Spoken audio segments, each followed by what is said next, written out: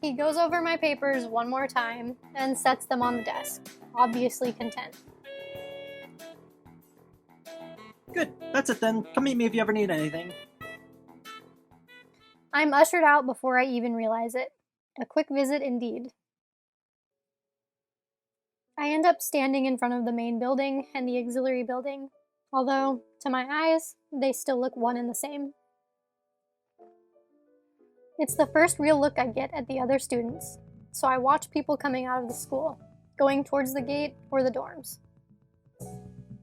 Everyone seems to know where they're going. And I still keep thinking that most of them don't look too special for being students at a special school. Then again, neither do I. You're not a catch yourself, bro. Does that make me one of them? One of them? One of us? I should go somewhere too, to prevent me from getting lost. What is the logic in that sentence? It's around dinner time. But, oh, sorry, go ahead. I was just thinking about, like, where's he gonna go that's not gonna get him lost? He only knows where 2 places are. Yeah, wherever he goes, he's gonna end up lost. He hasn't even been to his dorm yet. It is weird that the guides to the school didn't show him where his dorm was. Yeah, here's your classroom, here's the cafeteria, oh, here's the nurse's office. Okay, fend for yourself. They weren't even gonna show him the nurse's office until he asked. They weren't. They're like, sorry, we're too busy. You're on your own. I guess that's because he is being kind of a prick. Yeah. It's around dinner time, but I feel tired instead of hungry. The weariness in me only grows as I trudge towards the dorms, set a little way apart from the main building complex. There is a garden of sorts between the school and the dorms. Shrubbery, flowers, and that overbearing smell of fresh-cut grass that fills the atmosphere. It dawns on my tired mind that the smell feels novel because I haven't been outside at all for so long. The dorm building is big and made of red brick. Like the others, it feels way too pompous for what it is, so I push forward, going inside. It takes more time than necessary to fish out the key I was given from my pocket. Room... Oh, that's you. This hallway looks like something out of like a community center swimming pool hallway. Mm-hmm. Very impersonal. Room 199. What? Room 119. God, we're never gonna find where we're going. Yeah, I can't even say the name of the room. Despite the ornate exterior, the inside of the dorm is fairly new, functional, and boring. Just like in the main building, the halls and doors are wide to accommodate wheelchairs. The same goes for the elevators at the ends of the hallways. I poke my head around the corner of the common room door. Inside, a few students are watching the television. One nods and gives a quick hello before turning back to the TV. Seems that only the girls around here are sociable. I suppose that's perfectly fine with me. I climb the stairs to the upper floor. Here, small corridors branch off from the main hallway. Each of these minor halls seems to have a toilet and shower, as well as 4 rooms. About halfway down the hall, I spy room 119. The nameplates on the rooms adjacent to mine are blank. I guess there are just 2 of us here. Light shines from below the door of room 117, so I knock lightly. Hello, is anyone home? From inside, I hear a few movements. Then the clicking of way more locks than I thought these doors had. Wow. After a moment, the door squeaks open. A bespectacled boy, bespectacled. Spectacled. A bespectacled boy is bespectacled. I'm loving his theme music. A bespectacled boy is standing in the doorway, He is looking at me very intently through his extremely thick eyeglasses. Who is it? Oh, that's a perfect voice. Blind? No, at least not completely. Why would he have eyeglasses if he was? He leans closer to me until our noses are almost touching.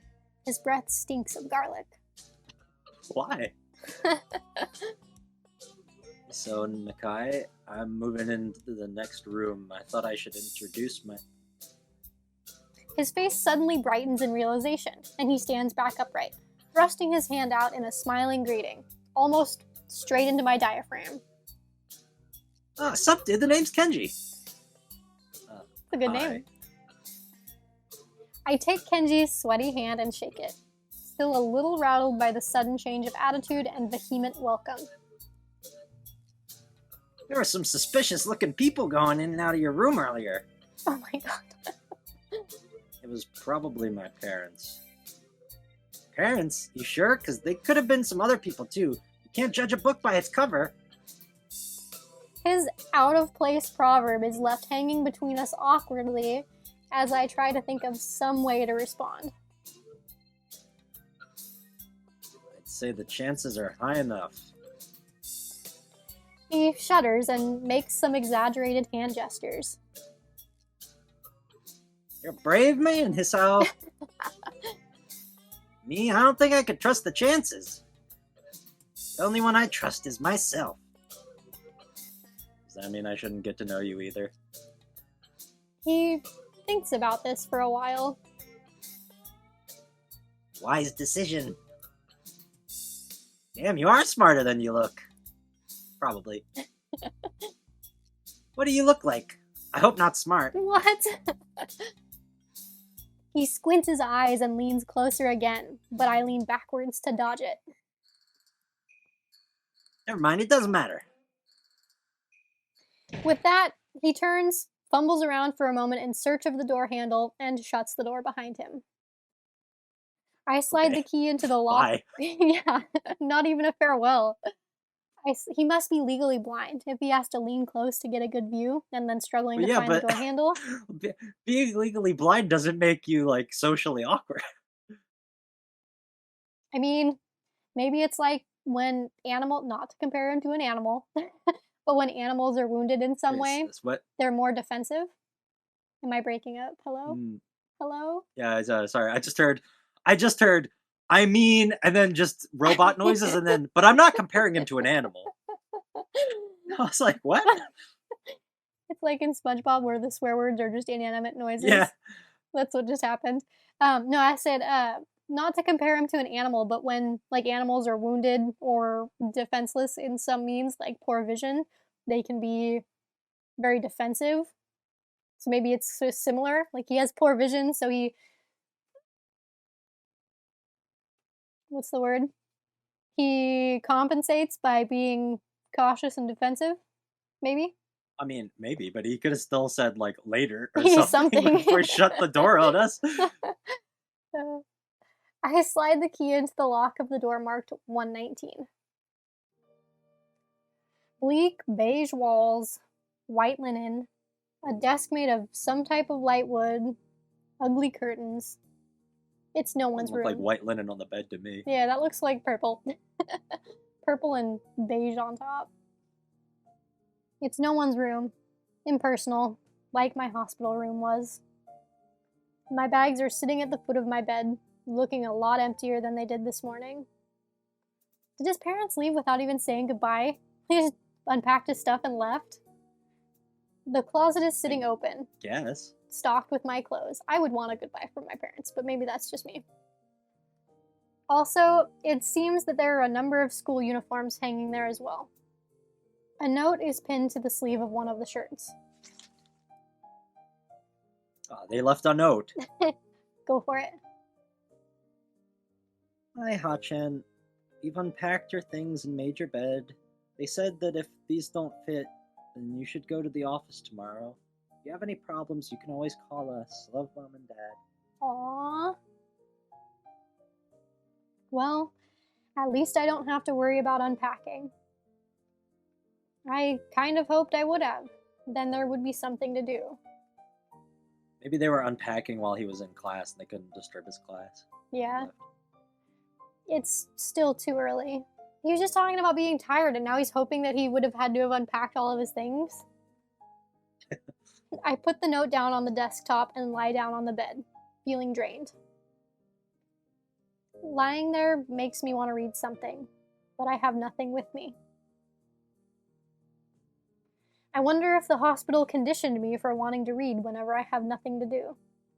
They tried to condition you to watch TV with your new potential friends out in the hallway, but Yeah. you're like, nah, screw TV. Too good for that.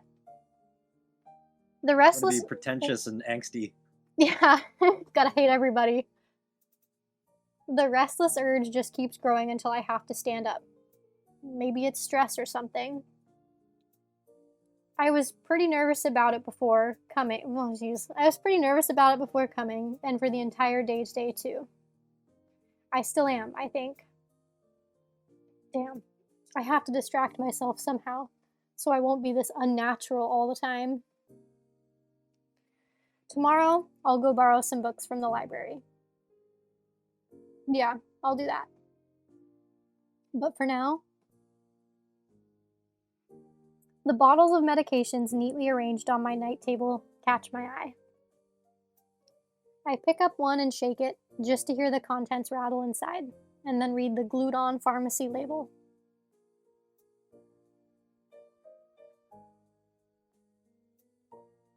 Hisao Nakai.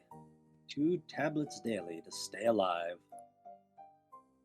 It doesn't really say that, but it could just as well. It's kinda twisted, having your life depend on chemicals like this. I resent it a little, but what choice do I have? Your life relies on chemicals regardless. Yeah. What do you think's going on in your body? What do you think you have to eat? Yeah. Being a little gloomy about the situation.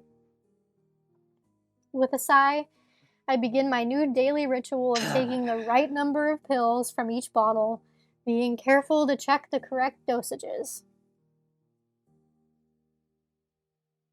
I lie down again, feeling hollow and uncertain.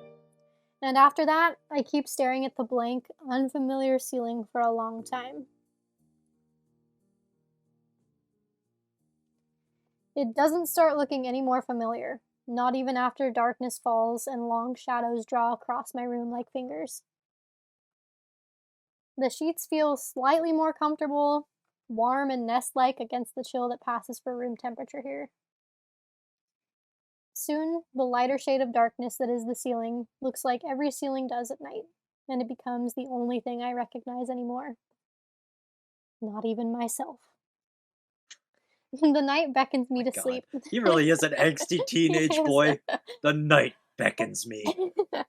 Hopefully he lightens up a little bit. We'll get him some companionship of some kind, and it should change his attitude.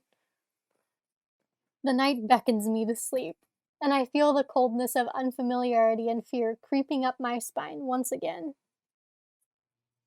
I keep drifting further away from the world I knew.